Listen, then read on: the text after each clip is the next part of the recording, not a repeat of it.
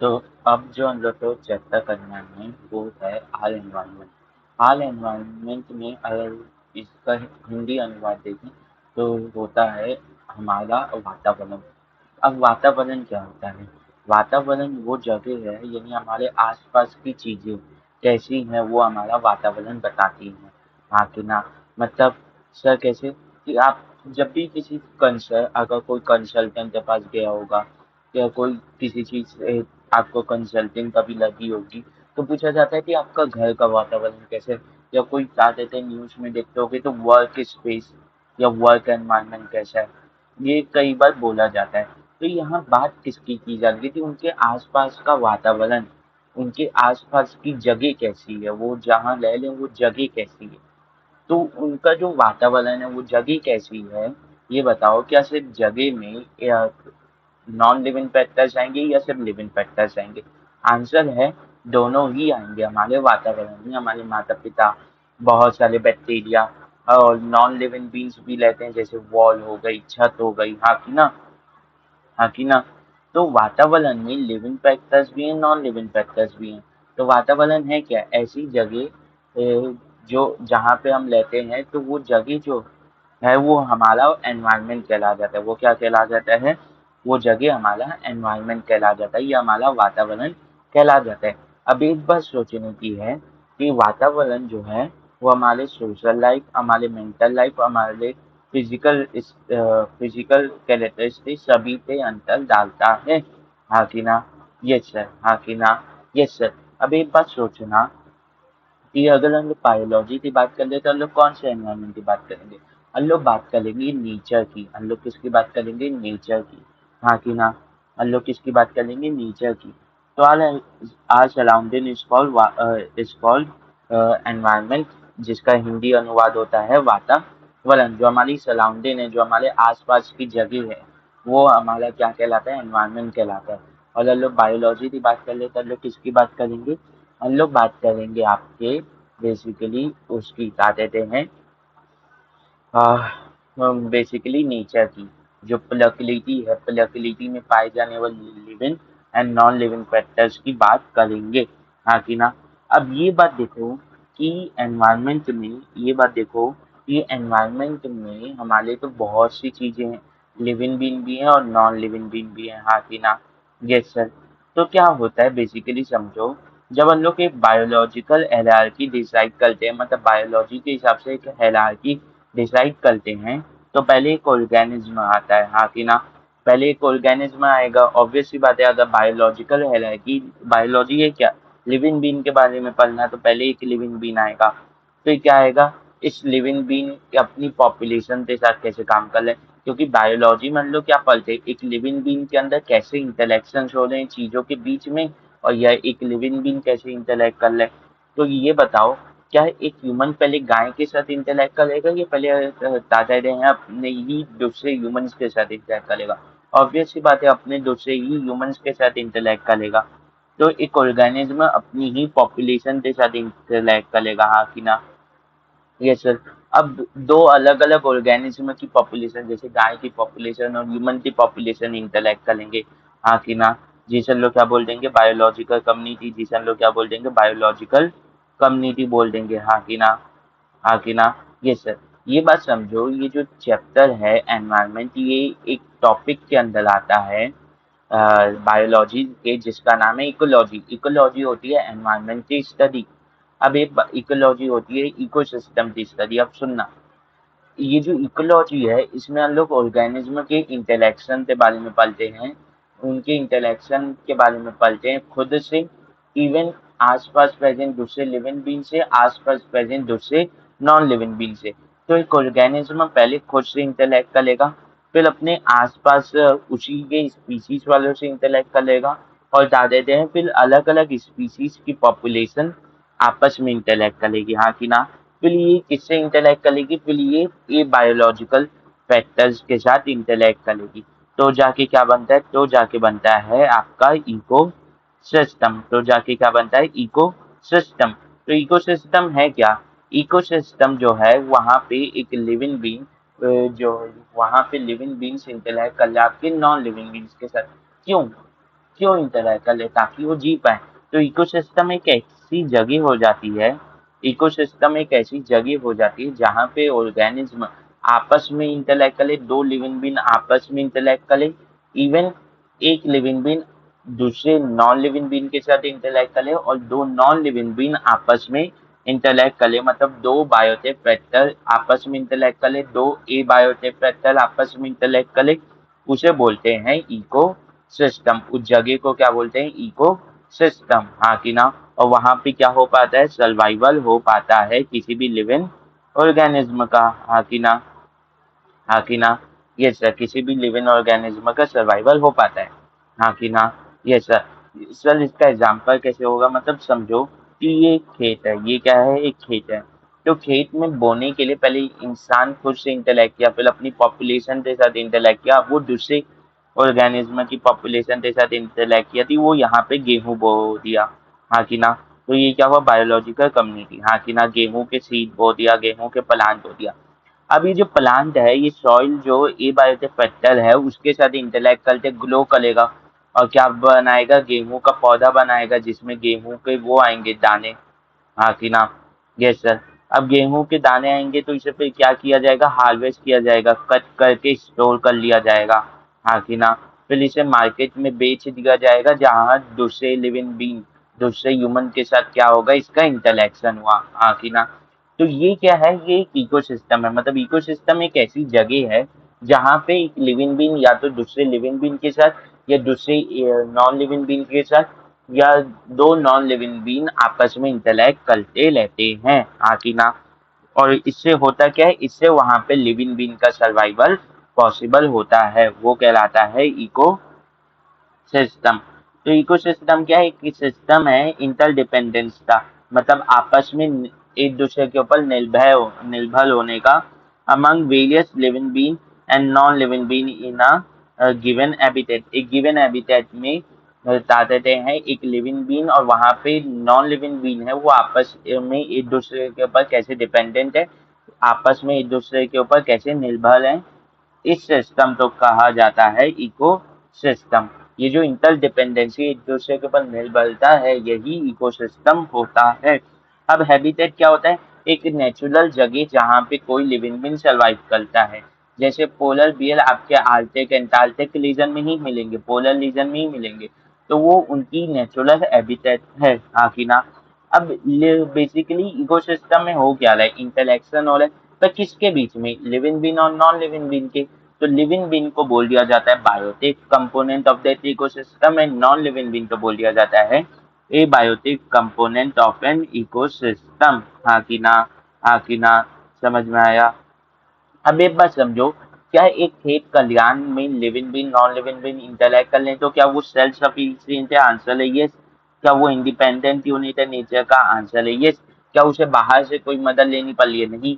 वहीं पे present living और नॉन लिविंग बीन आपस में इंटरैक्ट करते पूरा आपस में सर्वाइवल कर जा रहे हैं, हाँ कि ना, हाँ कि ना। समझ में आ रहा है। इकोसिस्टम क्या होता है, इकोसिस्टम में लिविंग बीन और नॉन लिविंग बीन आपस में इंटरैक्ट करते वो इकोसिस्टम तो अच्छे से चला ले मेंटेन कर ले रहे हैं, हाँ कि ना। तो अब जो इकोसिस्टम है, अब जो इकोसिस्टम है वो दो प्रकार के होते हैं। जो इकोसिस्टम है, इकोसिस्टम जो है वो दो प्रकार के होते हैं। इकोसिस्टम दो प्रकार के होते हैं, एक होता है नेचुरल और एक होता है आर्टिफिशियल। एक होता है नेचुरल और एक होता है आर्टिफिशियल। आर्टिफिशियल को आप मैन मेड भी बोल सकते हो, हाँ कि ना। Yes sir. अब इकोसिस्टम में होता क्या है, बेसिकली समझो। किसी भी लिविंग बीइंग को सर्वाइव करने के लिए क्या चाहिए, खाना चाहिए। तो खाना एक इकोसिस्टम में बनाएगा कौन, ऑब्वियस सी बात है, प्लांट्स बनाएंगे, मतलब प्रोड्यूसर्स बनाएंगे, हाँ कि ना। तो यहाँ पे क्या होगा, प्रोडक्शन होगा, यहाँ पे क्या होगा, प्रोडक्शन होगा, हाँ कि ना। यस सर, हाँ कि ना। Yes sir. अब क्या होगा, प्रोडक्शन होगा। प्रोडक्शन के बाद क्या होगा, एक ऑर्गेनिज्म से दूसरे ऑर्गेनिज्म में खाना ट्रांसफर होगा, कि जैसे हिलन घास को खाती है, सेल हिलन तो खाते हैं, तो एक ऑर्गेनिज्म से दूसरे ऑर्गेनिज्म में क्या हो रहा है, खाना ट्रांसफर हो रहा है। खाने में तलब क्या ट्रांसफर हो रहा है, खाने में तलब एनर्जी ट्रांसफर हो रही है, हाँ कि ना। खाने के थ्रू क्या ट्रांसफर हो रही है, एनर्जी। तो एनर्जी ट्रांसफर होगा एक इकोसिस्टम में, हाँ कि ना। हाँ कि ना, एनर्जी ट्रांसफर होगा, हाँ कि ना, यस सर, एनर्जी ट्रांसफर होगा। फिर ये बताओ, क्या आसपास जब एनर्जी ट्रांसफर होगा तो हर एक लिविंग बीइंग तो मॉर्टल है, हाँ कि ना, मतलब वो कभी ना कभी तो मरेगा ही, कभी ना कभी मृत्यु को प्राप्त हो गई। तो ये बात देखो, कभी ना कभी कोई लिविंग बीइंग मृत्यु को प्राप्त हो गई, तो इतने सालों से लिविंग बीइंग जीते हुए आ रहे हैं, अगर लिविंग बीइंग मरते और कहीं वो बेसिकली मलते रहते एक फील्ड पे, मान लो या कहीं जगह पे, तो अभी तक तो पाइल्स जम जाने थे, ये एकदम ऐसे इकट्ठा हो के पाल बन जाने थे मले हुए लिविंग बीन्स का, पर नहीं बने। ऐसा क्यों? क्योंकि नेचर से इनऑर्गेनिक सब्सटेंसेस को इनऑर्गेनिक सब्सटेंसेस को ऑर्गेनिक सब्सटेंसेस में बदला जाता है प्रोड्यूसर्स के द्वारा, और ये ऑर्गेनिक सब्सटेंसेस लिविंग बीन की बॉडी में प्रेजेंट होते हैं, हाँ कि ना, लिविंग बीन की बॉडी बनाते हैं, हाँ कि ना। लिविंग बीन की बॉडी में इनऑर्गेनिक सब्सटेंसेस भी प्रेजेंट रहते हैं, पर ऑर्गेनिक सब्सटेंसेस भी प्रेजेंट रहते हैं। अब जब लिविंग बीन मरता है ना, तो इनऑर्गेनिक सब्सटेंसेस तो नेचर में जो है वो मिल जाएंगे, बॉडी में प्रेजेंट जो इनऑर्गेनिक सब्सटेंस है वो तो मिल जाएंगे, बचेंगे क्या? ऑर्गेनिक सब्सटेंसेस जो नेचर में नहीं है, जो सिर्फ लिविंग बीन में है। तो ये क्या होते हैं, ये वापस से इनऑर्गेनिक सब्सटेंसेस में तोड़ दिए जाते हैं, और इस प्रोसेस को क्या बोलते हैं, डिकम्पोजिशन, और ये किसके द्वारा किया जाता है? ये खुद दूसरे लिविंग बींग्स के द्वारा किया जाता है, जिनका नाम है डिकम्पोजर। तो इकोसिस्टम में क्या हुआ, पहले खाना बना, खाने का ट्रांसफर हुआ, मतलब एनर्जी का ट्रांसफर हुआ। अब फिर उसके बाद क्या होता है, डिकम्पोजिशन होता है। क्या होता है? डिकम्पोजिशन होता है। अब बेसिकली प्रोड्यूसर जो है वो नेचर से क्या लिए, इनऑर्गेनिक मटेरियल लिए, नेचर से क्या लिए, इनऑर्गेनिक मटेरियल लिए। तो जब नेचर से इनऑर्गेनिक मटेरियल लिया गया, नेचर से ये इनऑर्गेनिक मटेरियल लिया गया, तो ये क्या है, मिनरल्स है, न्यूट्रिएंट्स है, हाँ कि ना, जो खाना बनाने के काम आ रहे हैं। तो ऐसा तो लिए नेचर में न्यूट्रिएंट्स, कार्बन मान लो, मैग्नीशियम मान लो, आयरन मान लो, ये सब हमेशा ही प्रेजेंट है, फिक्स्ड अमाउंट में प्रेजेंट है, वही पूरे अर्थ में लोटे टोले हैं, वही ऑर्गेनिक से यानी इनऑर्गेनिक से ऑर्गेनिक और ऑर्गेनिक से इनऑर्गेनिक फॉर्म में बदल रहे हैं, हाँ कि ना। तो यहाँ पे क्या हो रहा है, एक साइकिलिंग हो रही है, किसके बीच में? न्यूट्रिएंट्स के बीच में। क्या हो रही है? साइकिलिंग हो रही है न्यूट्रिएंट्स के बीच में। तो ये चार चीजें हो रही हैं इकोसिस्टम में, ये चार चीजें हो रही हैं इकोसिस्टम में, हाँ कि ना, कि प्रोडक्शन हो रहा है, एनर्जी ट्रांसफर हो रहा है, डिकम्पोजिशन हो रहा है, और न्यूट्रिएंट साइकिलिंग हो रही है, न्यूट्रिएंट साइकिलिंग हो रही है, हाँ कि ना। Yes sir. तो अब इकोसिस्टम में देखा जाए, तो एक नेचुरल इकोसिस्टम में क्या देते हैं, इन चालों को करने के लिए खुद से कंपोनेंट लेते हैं, हाँ कि ना। जैसे खेत में क्या प्रोडक्शन के लिए आपको कुछ करना पड़ता है? नहीं, अगर पेड़ पौधे हैं तो वो कर लेते हैं, एनर्जी ट्रांसफर भी हो ही जाता है, चीजें आके चल जाती है, गाय आके चल जाती है, डिकम्पोजिशन भी, जो पेड़ मलते हैं, जो पत्तियां गिरती है मलती है, वो डिकम्पोज कर दिए जाते हैं वहाँ पे बैक्टीरिया के द्वारा। न्यूट्रिएंट साइकिलिंग भी वहाँ पे होते रहती है, वहाँ पे 90% बैक्टीरिया प्रेजेंट रहते हैं। ये जब पूरे नेचुरल इकोसिस्टम में जो नेचर के द्वारा बनाया गया है, वहाँ पे ये चारों प्रोसेस होते रहते हैं। पर वहीं अगर मैं बात करूँ आर्टिफिशियल या मैन मेड सिस्टम की, जैसे एक एक्वेरियम की बात कर लूँ, तो क्या एक्वेरियम में प्रोडक्शन होता है? नहीं, हम खाना देते हैं। दूसरी बात बता देते हैं, क्या एनर्जी ट्रांसफर होता है? हाँ, एनर्जी ट्रांसफर हो सकता है, कोई फिश बड़ी फिश को खा सकती है। क्या डिकम्पोजिशन होता है? आंसर है नहीं। अगर एक्वेरियम में मान लेते प्रोडक्शन होता भी है, तो डिकम्पोजिशन होता है क्या? नहीं होता। क्या न्यूट्रिएंट साइक्लिंग हो सकती है क्या? नहीं हो सकती। मतलब यहाँ पे मैन मेड इकोसिस्टम में हमें ह्यूमन एफर्ट्स देने पड़ रहे हैं, ये इकोसिस्टम तो मेंटेन करके रखने के लिए। यहाँ पे हम लोग तो क्या देने पड़ रहे हैं, ह्यूमन एफर्ट्स देने पड़ रहे हैं, ताकि हम इकोसिस्टम तो मेंटेन करके रख पाए, ताकि हम इकोसिस्टम को मेंटेन करके रख पाए, हाँ कि ना, हाँ कि ना। हमें ह्यूमंस जो है, हमें एफर्ट डालना पड़ रहा है, ताकि हम इकोसिस्टम तो मेंटेन करके रख पाए। अब एक बात सोचना कि एक क्वेश्चन आता है, अब यहीं से एक क्वेश्चन आता है कि aquarium, why aquarium are considered as incomplete ecosystem.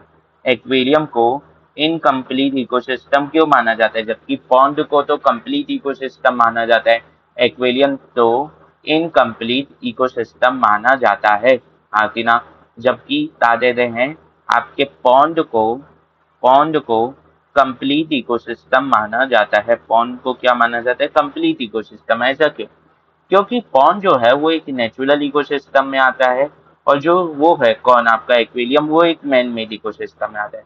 Natural ecosystem में ये चारों प्रोसेस खुद से होते रहती हैं, पर एक्वेरियम में ये चारों प्रोसेस में इधर सबसे ज्यादा आंसर जो दिया जाता है, एनसीईआरटी भी जिसे लिखती है वो डिकम्पोजिशन के बारे में लिखती है कि पॉन्ड के पास खुद के डिकम्पोजर्स रहते हैं, पर एक्वेरियम के पास खुद के डिकम्पोजर्स नहीं रहते।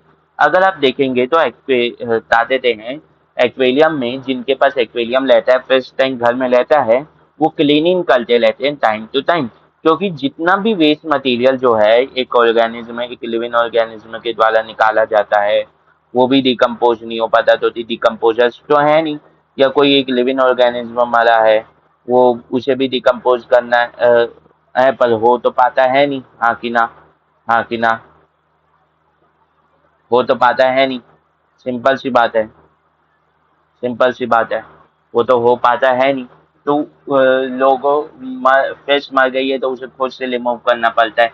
तो ये सब जो प्रॉब्लम है ये मैन मेड इकोसिस्टम में आ रहे हैं, और बता देते हैं क्यों आ रहे हैं, क्योंकि ये चारों प्रोसेस को करने के लिए मैन मेड इकोसिस्टम या आर्टिफिशियल इकोसिस्टम में कंडीशंस नहीं है या ऑर्गेनिज्म नहीं है, क्योंकि डिकम्पोजर्स भी तो खुद ना खुद कहीं ना कहीं ऑर्गेनिज्म ही तो है, हाँ कि ना। Yes sir. तो एक्वेरियम क्यों है इनकम्प्लीट इकोसिस्टम, क्योंकि यहाँ पे डिकम्पोजर्स नहीं है, एब्सेंस ऑफ डिकम्पोजर्स है। क्या है यहाँ पे? Absence of decomposers. यहाँ पे क्या है? Absence of decomposers. क्या है यहाँ पे? एब्सेंस ऑफ डिकम्पोजर्स, हाँ कि ना। यहाँ पे क्या है? एब्सेंस ऑफ डिकम्पोजर्स, हाँ कि ना, हाँ कि ना। यस सर, यहाँ पे क्या है? Absence of decomposers. अब आगे बढ़ते हैं, थोड़ी सी और बात करते हैं। तो लिविंग बीन और एक नॉन लिविंग बीन, एक जगह में प्रेजेंट सभी लिविंग बीन और नॉन लिविंग बीन मिलके वहाँ का क्या बनाते हैं? इकोसिस्टम बनाते हैं, और वहाँ की इकोसिस्टम फंक्शन परफॉर्म करते हैं। ये जो चालों हैं ये क्या कहलाते हैं? ये चालों कहलाते हैं इकोसिस्टम फंक्शन। मतलब इकोसिस्टम अगर पूरे तरीके से है, तो अगर कंप्लीट इकोसिस्टम है तो ये चार प्रोसेस तो वहां पे होंगी ही होंगी, हाँ कि ना, हाँ कि ना। ये चलिए, ये चार प्रोसेस इकोसिस्टम में होती हैं, हाँ कि ना। Yes sir. ठीक है।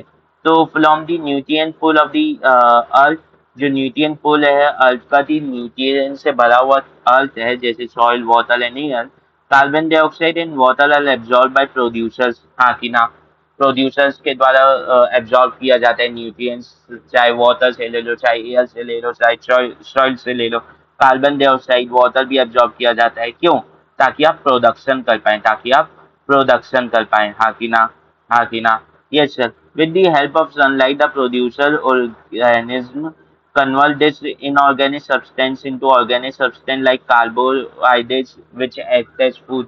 तो सनलाइट की मदद से, क्लोरोफिल की मदद से, ये जो प्रोड्यूसर ऑर्गेनिज्म है, ये इन इनऑर्गेनिक सब्सटेंसेस को ऑर्गेनिक सब्सटेंसेस में बदलते हैं, और इन्हें क्या बोला जाता है? इन्हें बोला जाता है ताकत हैं फूड बोला जाता है, जो करते हैं एज अ फूड। इनमें क्या रहती है? इनमें एनर्जी ट्रैप्ड रहती है, हाँ कि ना। जैसे कार्बोहाइड्रेट हो गया, जैसे कार्बोहाइड्रेट हो गया, हाँ कि ना। The consumer derive their energy directly, the consumer derive their energy directly और इनडायरेक्टली फ्रॉम प्रोड्यूसर। बता देते हैं सेल जो है वो सेल जो है वो किसे खा रहा है? हिरन तो खा रहा है, और हिरन किसे खा रहा है? घास को खा रहा है। तो एक बात समझो, कहीं ना कहीं सेल में जो एनर्जी आ रही है वो कहीं घास से ही आ रही है। हाँ, हिरन के थ्रू आ रही है, हिरन से होते हुए आ रही है, पर क्या घास से आ रही है? आंसर है yes. When the producer and consumer die, the decomposer act on their body to return the various elements back to the nutrient pool, soil, nature and air, हाँ कि ना, soil, water and air। तो यहाँ पे ये energy transfer की बात किया, ये यहाँ पे डिकम्पोजिशन की बात किया, और ये यहाँ पे न्यूट्रिएंट साइकिलिंग की बात किया, हाँ कि ना। Yes sir. तो ए बायोटिक फैक्टर क्या है? किसी भी एनवायरनमेंट में प्रेजेंट जितने भी नॉन लिविंग बींग्स हैं वहाँ के, वो वहाँ के एबायोटिक फैक्टर बनाते हैं, जैसे आपका एयर, सॉइल और वाटर हो गया। वहीं अगर मैं बायोटिक कंपोनेंट की बात कर लूँ, तो एक इकोसिस्टम में प्रेजेंट जितने भी लिविंग ऑर्गेनिज्म हैं वो वहाँ का बायोटिक कंपोनेंट बनाते हैं, जैसे ग्रीन प्लांट, एनिमल और बैक्टीरिया, हाँ कि ना, हाँ कि ना।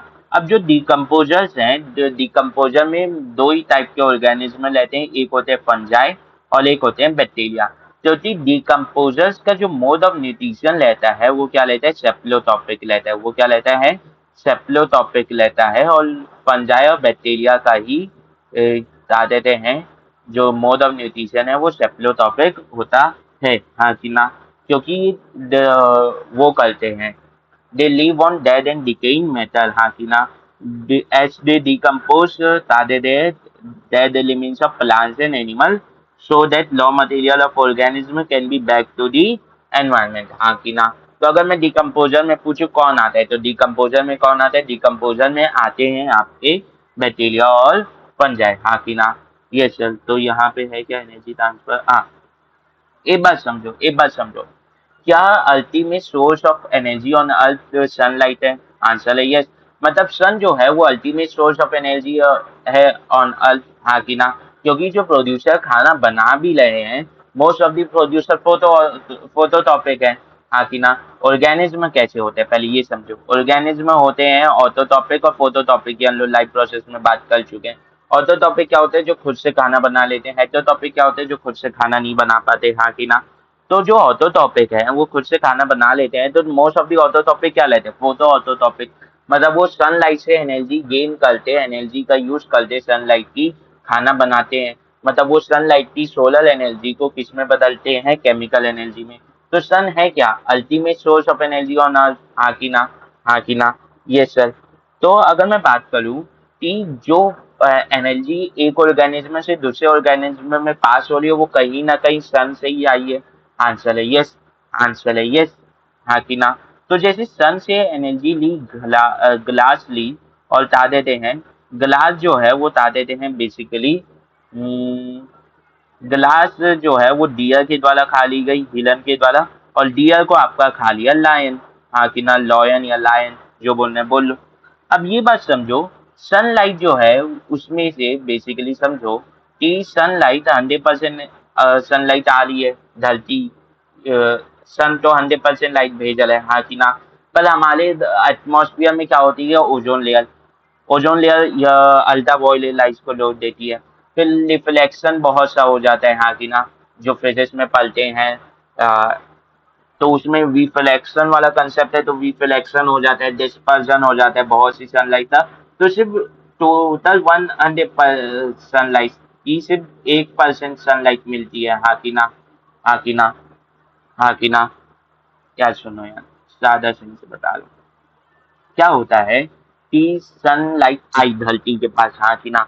अब धरती क्या बोली कि मेरे पास ओजोन लेयर है। ओजोन लेयर किसे ब्लॉक कर देगी, अल्ट्रा वायलेट रेज को ब्लॉक कर देगी। आगे बढ़ते हैं, आगे बढ़ते हैं, और क्या रहेगा, सनलाइट में और भी लेस रहेंगी, कुछ डिस्पर्स हो जाएंगी, कुछ वो हो जाएंगी, दादे दे रिफ्लेक्ट बैक कर जाएंगी, हाँ कि ना, मॉलिक्यूल्स के कारण, हाँ कि ना। Yes sir. तो ग्रीन प्लांट्स या प्रोड्यूसर्स के पास कितनी परसेंट एनर्जी आएगी, 50% सनलाइट आएगी। अब इस 50% में से हर कोई एनर्जी तो यूज कर नहीं सकते, यूज की नहीं जाती, बहुत सी लिपलेट बेट हो जाती है। सिर्फ 1% जो है 100% का यूज होता है, हाँ कि ना। इस 1% का 100% ही एब्जॉर्ब किया जाता है ग्रीन प्लांट्स के द्वारा, हाँ कि ना। मतलब इस 50% का कितना, इस 50% का 2%, हाँ कि ना, हाँ कि ना। समझ में आया जो मैं बोल रहा हूँ, कि मान लो 100 सनलाइट आई, हाँ कि ना, 100%, इसका सिर्फ 1% प्लांट के द्वारा क्या की गई, एब्जॉर्ब की गई। जो प्लांट एब्जॉर्ब करेगा उसी तो केमिकल एनर्जी में बदलेगा। या आप ये बोल सकते हो प्लांट के ऊपर 50% लाइट गिरी, हाँ कि ना, तो 50% था, सिर्फ 2% एब्जॉर्ब कर पाई, हाँ कि ना। ये सर समझ में आया, हाँ कि ना। तो यहाँ पे सिर्फ 1% आ रही है 100% ही, या 2% आ रही है 50% ही, हाँ कि ना। तो ग्लास जो है वो खाना बनाएगी तो कुछ खाना खुद के लिए भी यूज करेगी, मेजोरिटी खाना खुद के डेवलपमेंट, खुद की ग्रोथ के लिए यूज करेगी। तो डीएल में कितनी एनर्जी ट्रांसफर होगी, तो आंसर है सिर्फ 10% एनर्जी ट्रांसफर होगी, सिर्फ 10% एनर्जी ट्रांसफर होगी, हाँ कि ना। वही तो, डियर जो ग्लास से खाना लिया, डियर जो ग्लास से खाना लिया, हिरन जो घास से खाना लिया, तो उस खाने का मेजोरिटी पार्ट डियर खुद के ग्रोथ और डेवलपमेंट के लिए, रिपेयर के लिए यूज करेगा, हाँ कि ना। और जितना बचेगा वो अपनी बॉडी में स्टोर कर देगा। और जो बॉडी में स्टोर हो गई वही जब लॉयन डीएल तो खाएगा वही ट्रांसफर होगी, हाँ कि ना। तो लॉयन को भी कितनी ट्रांसफर होगी, सिर्फ 10% ट्रांसफर होगी। लॉयन को भी कितनी ट्रांसफर होगी, सिर्फ 10% ट्रांसफर होगी। मतलब ये जो रूल है कि सिर्फ 10% ट्रांसफर हो रही है एक टॉपिक लेवल से दूसरे टॉपिक लेवल, इसे बोला जाता है 10% rule. 10% rule, according to 10% rule, only 10% of the energy will pass from one organism to another in a food chain, हाँ कि ना। Yes sir. मतलब फूड चेन क्या है, फूड चेन एक रिलेशन है, एक लीनियर रिलेशन है, एलो के द्वारा बनाया जाता है, जो आपको बताता है कि कौन सा ऑर्गेनिज्म किसे खाता है या किसके द्वारा खाया जाता है। जैसे यहाँ पे प्लांट को कौन खा रहा है, गोट खा रहा है, या प्लांट किसके द्वारा खाया जा रहा है, गोट के द्वारा खाया जा रहा है। गोट किसे खा रहा है, प्लांट को खा रहा है। गोट को कौन खा रहा है, फिर लॉयन। लायन क्या खा रहा है, गोट। गोट किसके द्वारा खाया जा रहा है, लॉयन के द्वारा, हाँ कि ना। समझ में आया। तो ये जो है इसे बोलते हैं फूड चेन। एक रिलेशन बनाना, एक डायग्राम बनाना, लीनियर फ्लो चार्ट तरीका बनाना, जिससे आप बता सको कि कौन सा ऑर्गेनिज्म किसे खा रहा है, हाँ कि ना। Yes sir. तो प्लांट के पास जिसकी जितनी एनर्जी होगी उसका सिर्फ कितना जाएगा, गोट के पास 10%। गोट से जितनी एनर्जी एक्वायर होगी उसका सिर्फ कितना जाएगा, 10% लॉयन के पास। तो प्लांट के पास मान लेते हैं 1 लाख जूल का। तो गोट के पास कितना गया, 1 लाख जूल का 10%, मतलब 10,000 जूल। अब 10,000 जूल का सिर्फ 10% कितना जाएगा लॉयन के पास, मतलब 1,000 जूल, हाँ कि ना। हाँ कि ना। समझ में आया। तो ये लॉ किसके द्वारा किया गया था, ये लॉ रेमंड लिंडमैन के द्वारा दिया गया था। उन्होंने बहुत सारे एक्सपेरिमेंट किए, बहुत से स्टडीज की, तब जाके पता चला। तो फूड चेन है क्या, फूड चेन एक तरह का रिलेशनशिप दिखाने का तरीका है, जिससे आप बता सकते हो कि कौन सा ऑर्गेनिज्म किसके द्वारा खाया जाता है या कौन सा ऑर्गेनिज्म किसे खाता है, कौन सा ऑर्गेनिज्म किसे खाता है, हाँ कि ना। हाँ कि ना। समझ में आया। समझ में आया। तो ट्रांसफर ऑफ एनर्जी होती है from sun to different biotic component of an ecosystem, हाँ कि ना। तो सन क्या है, अल्टीमेट सोर्स ऑफ एनर्जी। अब जैसे मैं ये एक वो बनाता हूँ, बता देते हैं फूड चेन बनाता हूँ। मान लो ये है प्लांट। प्लांट को कौन खाया, प्लांट तो खा गया आपका डियर, हाँ कि ना। ये सर। डियर को कौन खा गया, डियर को खा गया आपका लॉयन, हाँ कि ना। ये सर। हाँ कि ना। Yes sir. अब ये बात देखो कि प्लान क्या बताते थे, प्लान क्या तो फूड चेन में एक पार्ट को रिप्रेजेंट कर रहा है, एक लेवल को रिप्रेजेंट कर रहा है। हाँ, ये किसे रिप्रेजेंट कर रहा है, ये प्रोड्यूसर्स को रिप्रेजेंट कर रहा है। वहीं अगर मैं उसकी बात करूँ, वहीं अगर मैं डियर की बात करूँ, तो डियर किसे रिप्रेजेंट कर रहा है, डियर प्राइमरी कंज्यूमर को रिप्रेजेंट कर रहा है। डियर किसे रिप्रेजेंट कर रहा है, प्राइमरी कंज्यूमर, जो डायरेक्ट प्लांट से जो डायरेक्ट प्रोड्यूसर्स को खाते हैं। और लॉयन किसे रिप्रेजेंट कर रहा है, सेकेंडरी कंज्यूमर।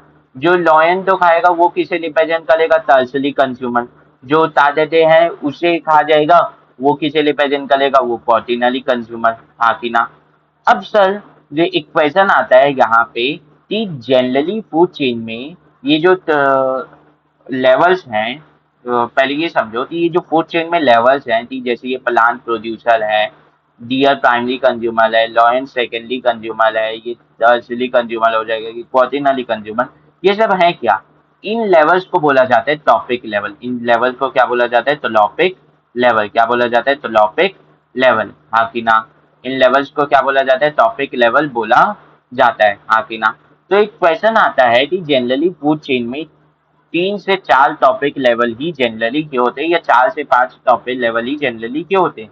क्योंकि उसका आंसर क्या हो जाएगा, फिर उसका आंसर हो जाएगा आपका 10% लॉ। उसका आंसर कौन हो जाएगा, आपका 10% लॉ।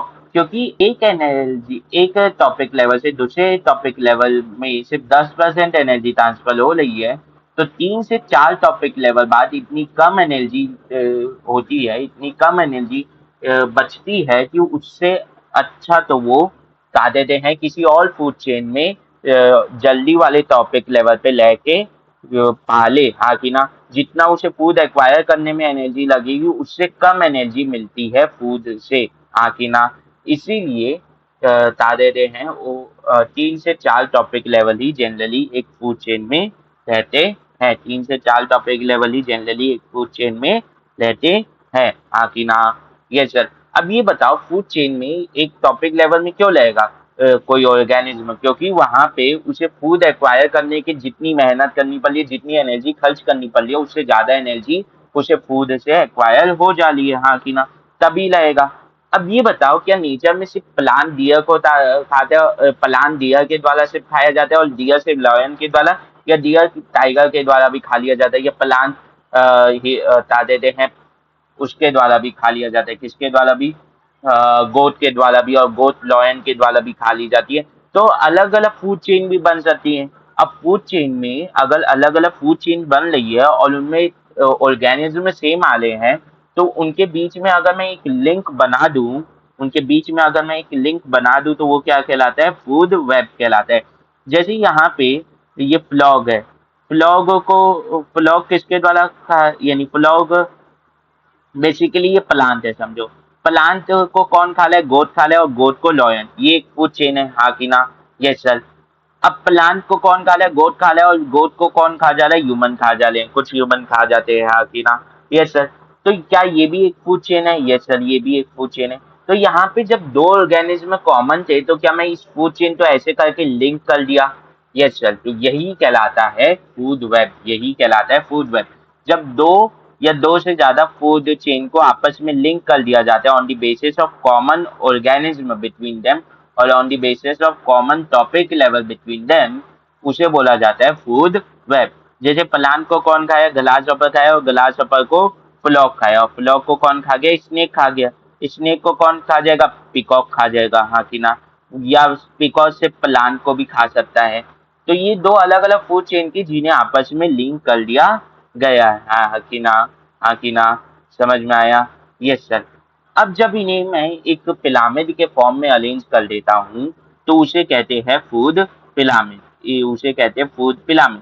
फूड पिरामिड में जब बनाया जाता है, तो ऐसे एक पिरामिडिकल स्ट्रक्चर बनाया जाएगा, तो नीचे वाला चौड़ा रहेगा और ऊपर जाते जाते डिक्रीज हो जाएगा।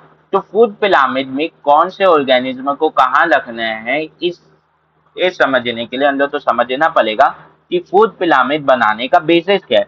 फूड पिरामिड बनाने का बेसिस है energy in a topic level की, एक टॉपिक लेवल में कितनी एनर्जी है, हाँ कि ना, एक टॉपिक लेवल में कितनी एनर्जी है। जैसे प्रोड्यूसर के पास सबसे ज्यादा एनर्जी है, तो वो बेस में होगा, हाँ कि ना। फिर किसके पास है, प्राइमरी कंज्यूमर के पास, फिर सेकेंडरी कंज्यूमर के पास, फिर टर्सरी, और फिर क्वार्टिनरी।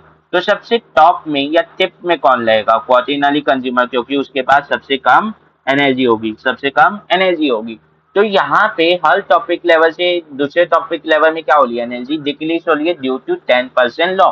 अब एनर्जी डिक्रीज क्यों हो रही है, क्योंकि ऑर्गेनिज्म अपने ग्रोथ और रिप्रोडक्शन के भी यूज कर रहे हैं, इवन हीट के फॉर्म में भी रिलीज हो रही है ड्यूरिंग रेस्पिरेशन। अब ये बात याद रखना, ना ही फूड वेब में, ना ही फूड चेन में, ना ही फूड पिरामिड में, तीनों में डिकम्पोजर्स को कोई जगह नहीं दी जाती, कोई जगह नहीं दी जाती। अगर डिसएडवांटेज पूछा जाए, तो यही बोलना है कि डिकम्पोजर्स को कोई जगह नहीं दी जाती, हाँ कि ना, हाँ कि ना, यस सर। तो ये है क्या फूड पिरामिड, फूड पिरामिड एक इकोलॉजिकल हायरार्की है और फूड रिलेशनशिप, एक इकोलॉजिकल हायरार्की है फूड रिलेशनशिप की, हाँ कि ना, in which a chief predator at top and each level play on the next lower level and usually green plants are at the bottom। तो यहाँ पे डेफिनेशन चालू किया है कि चीफ जो सबसे आखिर वाले वो लेते हैं, प्रीडेटर वो सबसे टॉप में लेते हैं, और हर एक टॉपिक लेवल अपने से नीचे वाले टॉपिक लेवल का क्या करती है, शिकार करती है, सबसे अपने से नीचे वाले टॉपिक लेवल का क्या करती है, शिकार करती है, हाँ कि ना।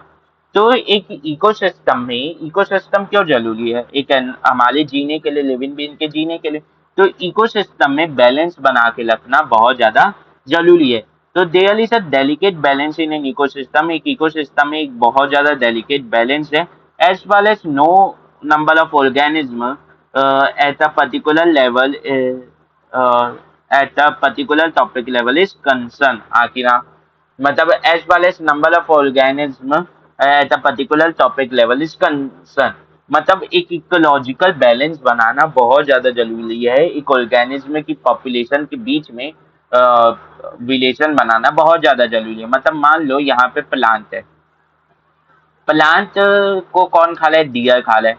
डियर को कौन खा रहा है? लॉयन खा रहा है। तो जो राजस्थान तरफ वो है थार डेजर्ट, वहां पे ये बोला जाता है कि वहां पे भी पहले दादे दे हैं पेड़ पौधे हुआ करते थे, पर वहां के जो राजा थे, जो दादे थे वहां के राजा थे, उन लोगों ने क्या किया, पूरे शेरों का शिकार कर लिया। तो जितने भी कार्निवोरस वोलस एनिमल थे सब मर गए।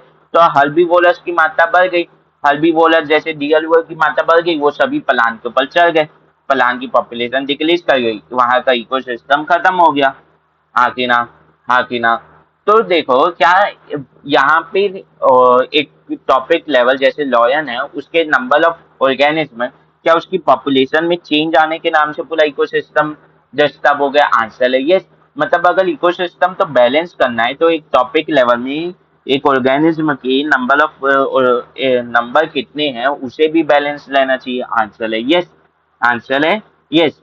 तो किसी भी टॉपिक लेवल की पॉपुलेशन में इंक्रीज या डिक्रीज आएगा, वो पूरे इकोसिस्टम को क्या कर देगा? डिसबैलेंस कर देगा, डिसबैलेंस कर देगा।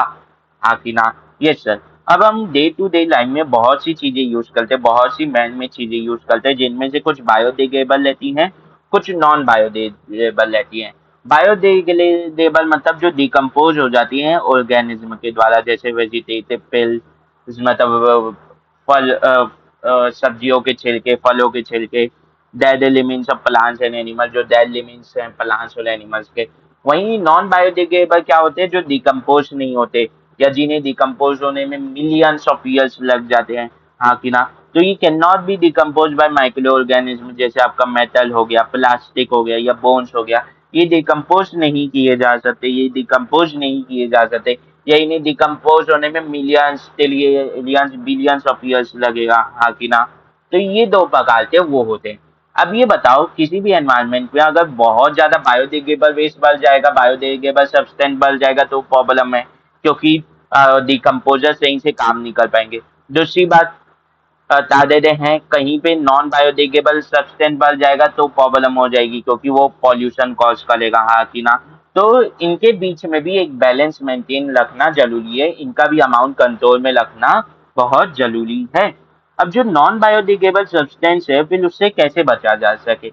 नॉन बायोडिग्रेडेबल सब्सटेंस के लिए आपको वेस्ट डिस्पोजल का यूज लेना पड़ेगा, वेस्ट डिस्पोजल की टेक्निक का यूज लेना पड़ेगा, जिसमें 4R टेक्निक या 3R कितने फेमस है? रिड्यूस, रिसाइकल, रीयूज और रिकवर। हाँ कि ना? ये तीन ज्यादा यूज होते हैं, रिड्यूस, रिसाइकल और रीयूज। रिड्यूस क्या मतलब? जैसे आप पॉलीथीन का यूज कम करें क्योंकि वो नॉन बायोडिग्रेडेबल है, आप पेपर बैग्स यूज करें। रिसाइकल, आपके पास प्लास्टिक बोतल है तो आप उसे रिसाइकल करें। हाँ कि ना? ये इवन आप बायोडिग्रेडेबल सब्सटेंस तो रिसाइकल कर सकते हैं। रीयूज, जैसे आपके पास प्लास्टिक की बोतल आई, बता देते आप बाहर से पानी की बोतल खरीदे। हाँ कि ना? अब आप उसे फिर से घर आके रीयूज कर लीजिए पानी भरने के लिए, तो आप घर के लिए जो बोतल खरीदेंगे वो एक बोतल कम हो गई। हाँ कि ना? तो आप रीयूज कर लें चीजों को, तो जो नॉन बायोडिग्रेडेबल सब्सटेंस जो बनने वाले थे एनवायरनमेंट में वो कम हो जाएंगे। हाँ कि ना? या उन्हें रिकवर कर लीजिए। हाँ कि ना? जो लॉस्ट हो गए हैं, जो चीजें लॉस्ट हो गई उन्हें रिकवर कर लीजिए। तो इन प्रॉब्लम से, इन वेस्ट डिस्पोजल की तरीके से, टेक्निक से डील किया जाता है। हाँ कि ना? Yes sir. अब एक चीज देखी जाती है बायोमैग्निफिकेशन, एक चीज देखी जाती है बायोमैग्निफिकेशन। नेचर में इतना ज्यादा तादाद हैं वेस्ट मटेरियल, इतना ज्यादा टॉक्सिन है। हाँ कि ना? जैसे कंटिन्यू तादाद हैं तो लिवर्स में, वाटर बॉडीज में केमिकल वेस्ट छोड़ा जाता है, या आजकल बहुत ज्यादा chemical pesticide, chemical weedicide, chemical तादाद फर्टिलाइजर्स यूज किए जाते हैं।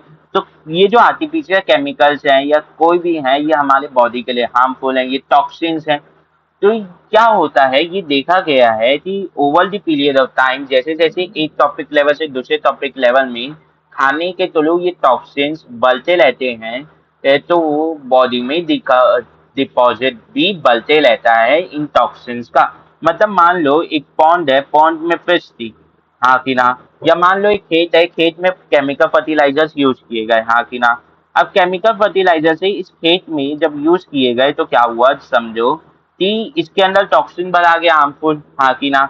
Yes sir. तो अब इसके अंदर टॉक्सिन सिर्फ वन क्या देते हैं, 1 था, हाँ कि ना, टॉक्सिन का लेवल। पर इसे जब गोट खाई तो गोट क्या है, ऐसे बहुत साले तक उसके ऊपर फीड करेगी, तो गोट में जो टॉक्सिन डिपॉजिट होगा वो 2 हो जाएगा, हाँ कि ना। फिर गोट को ह्यूमंस खाएगा तो ह्यूमन एक गोट को तो खाएगा नहीं, वो मल्टीपल गोट को खा जाएगा जो बहुत साले खाई होगी। तो क्या होगा, तादाद ह्यूमन में over the period of time toxin का डिपोजिशन 3 हो जाएगा, हाँ कि ना, हाँ कि ना, हाँ कि ना। तो क्या टॉपिक लेवल के बढ़ने के साथ साथ क्या टॉक्सिन का डिपोजिशन बॉडी में बढ़ते जा रहे हैं? आंसर है यस, आंसर है यस। इसी फिनोमिना को बोला जाता है बायोमैग्निफिकेशन। इस समय के साथ साथ जैसे टॉपिक लेवल में इंक्रीज आता है, एक टॉपिक लेवल से दूसरे टॉपिक लेवल में फूड का ट्रांसफर होता है, वैसी टॉक्सिन लेवल भी बढ़ते जाता है, वैसी टॉक्सिन लेवल भी बढ़ते जाता है। Increase in concentration of harmful substances into living being is known as biomagnification या biological magnification। सबसे ज्यादा कंसेंट्रेशन टॉप कंज्यूमर में होती है हार्मफुल सब्सटेंसेस की। सबसे ज्यादा किस में लगेगी? जो आखिर में आएंगे। गोट से ज्यादा किस में? ह्यूमन में। प्लांट से ज्यादा किस में? गोट और ह्यूमन में। तो जितना ज्यादा आप हायर टॉपिक लेवल में जाते जाएंगे या जितना ज्यादा प्रोड्यूसर से दूर जाते जाएंगे, आप में क्या कहते हैं, टॉक्सिन की लेवल बढ़ती जाएगी, हाँ कि ना। इसके बाद एक बात आती है किसकी? ओजोन लेयर डिप्लीशन थी। इसके बाद किसकी बात आती है? ओजोन लेयर डिप्लीशन की।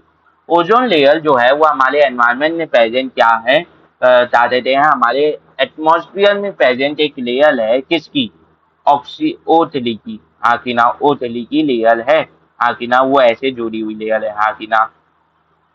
यस सर, ऐसे सिंगल बॉन्ड से जुड़ी हुई। अब ओदली जो है वो थोड़ा सा अनस्टेबल मॉलिक्यूल है, हाँ कि ना। तो क्या करता है, ये हमारे एनवायरनमेंट में, हमारे एटमॉस्फेयर में एक लेयर बनी हुई है इसकी, हाँ कि ना। ये क्या करते हैं, यूवी रेस को एब्जॉर्ब कर लेता है और टूट जाता है किसमें? O2 में, जो स्टेबल है, हाँ कि ना। Yes sir. मतलब O2 भी क्या करता है, जब इस पे भी यूवी रेस पड़ती है, जब इस पे भी यूवी रेस पड़ती है तो इसका भी एक बॉन्ड टूट जाता है और ये वापस से किस में बदल जाता है? इसमें बदल जाता है। तो इस तरीके से ये आपस में इंटर कन्वर्ट हो होके हमें यूवी रेस से बचाते हैं, क्योंकि यूवी रेस अगर लिविंग बीन के कांटेक्ट में आती हैं तो लिविंग बीन का जेनेटिक मटेरियल में प्रॉब्लम क्रिएट कर सकती है, जिसके कारण हमें स्किन डिजीज, जेनेटिक डिजीज हो सकती है, हाँ कि ना, हाँ कि ना। तो वो हमारे लिए प्रॉब्लम है, हमें डिजीज होंगी, हमें स्किन कैंसर हो जाएगा, लंग कैंसर हो सकता है, कुछ भी हो सकता है, हाँ कि ना। Yes sir. तो ये ओजोन अल्लो तो इस तरीके से बचाता है। अब धीरे धीरे ये देखा गया है कि ओजोन जो है, ओजोन लेयर जो स्ट्रेटोस्फियर में प्रेजेंट है, इसमें छेद बन रहे हैं। छेद बनना मतलब कि पहले इस जगह में ओजोन इतनी ज्यादा थी, पर अब ओजोन इधर तो है पर इधर कम होके इधर एकदम कम हो गई है, इधर एकदम ज्यादा है, हाँ कि ना। पहले सब जगह यूनिफॉर्म थी, यहाँ पे क्या हुआ, ओजोन का कंसेंट्रेशन डिप्लीट हो गया, इसे बोला जाता है ओजोन होल। ये क्यों होता है? क्यों होता है ये? क्योंकि बहुत से हार्मफुल गैसें नेचर में रिलीज कर दिए जाते हैं, एटमॉस्फेयर में रिलीज कर दिए जाते हैं ह्यूमंस के द्वारा, जो क्या करती है, ओजोन के साथ बाइंड करके उसे ओजोन के फॉर्म में छोड़ती ही नहीं है, उसे ओ थ्री के फॉर्म में छोड़ती ही नहीं है, वो उसके साथ कुछ और ही कंपाउंड बना लेते हैं।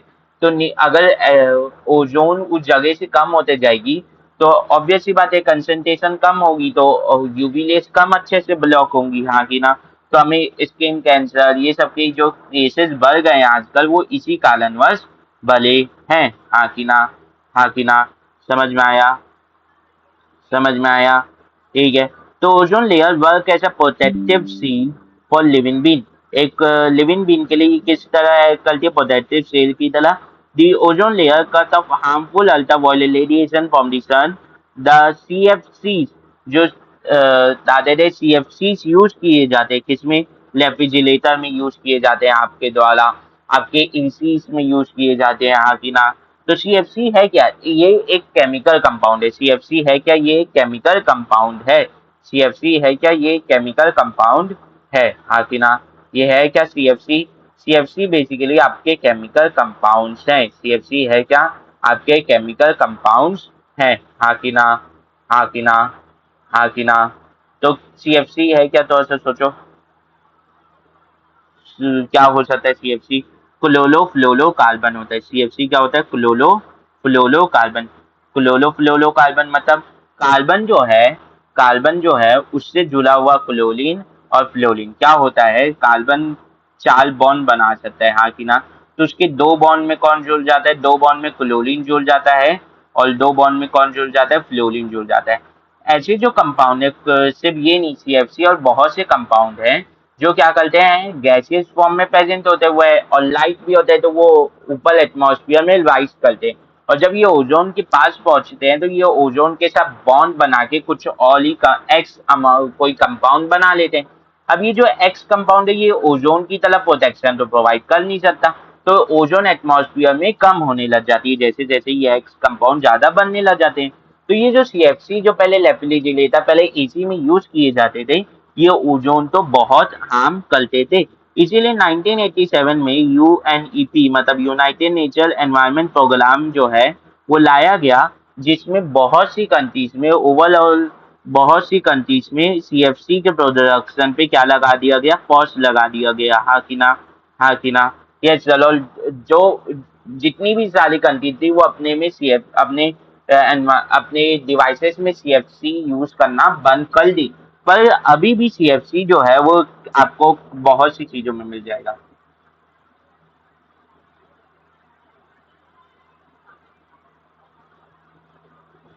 आज भी जो सीएफसी है वो अभी भी बहुत सी चीजों में मिल जाएगा। जैसे 2014 के अलावा भी जो चाइनीज लोकल आते थे वो आते थे रेफ्रिजरेटर, उनमें भी सीएफसी यूज किया जाता था। बहुत से केसेस सामने आए हैं, हाँ कि ना। Yes sir. ठीक है। तो हार्मफुल अपर्चर ओजोन डिप्लीशन से होगा क्या, बेसिकली ये समझो, ओजोन की लेयर में छेद हो जाने का मतलब ये नहीं है कि ओजोन वहां से गायब हो गया, वहां पे जो नॉर्मल कंसंट्रेशन होनी थी उससे डिक्रीज हो गया है, हाँ कि ना।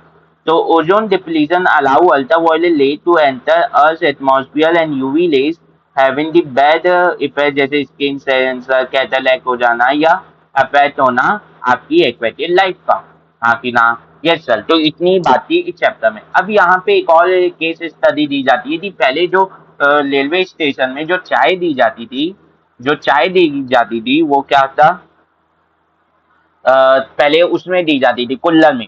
कुल्हड़ जो है वो मिट्टी का बनता था, लाल मिट्टी से बनता था, तो जहाँ पे लाल मिट्टी पाई जाती है, पहले कुल्हड़ बहुत ज्यादा यूज होते थे। तो उससे क्या होता था कि वो लाल मिट्टी में जो लाल मिट्टी टॉप लेयर ऑफ सॉइल रहती है ना, जहाँ पाई जाती है, तो उनमें डिप्लीशन आ गया और top layer of soil highly fertile रहती है, तो सॉइल की फर्टिलिटी इफेक्ट होने लगी। दूसरी बात, फिर पेपर, फिर चाहते थे प्लास्टिक के कप्स यूज होने लगे, तो प्लास्टिक के कप से कारण नॉन बायोडिग्रेडेबल वेस्ट है प्लास्टिक, तो उसके कारण पॉल्यूशन होने लगा। फिर क्या हुआ, फिर चाहते थे हैं पेपर कप्स यूज करने लगे, तो पेपर बायोडिग्रेडेबल है, फिर भी पेपर बायोडिग्रेडेबल का भी इतना ज्यादा हो जाता है कि वो अभी भी प्रॉब्लम है, हाँ कि ना। ये चलो, लोगों तो आदत है रेलवे स्टेशन में ऐसी फेंक देनी थी, तो अगर कोई भी जाता है तो डस्टबिन में ही फेंकना चाहिए, हाँ कि ना। Yes sir. ठीक है। बस यहीं पे खत्म हुआ ये चैप्टर लल्लो था। ठीक है। बड़ा छोटा सा चैप्टर है, आसान भी है बहुत।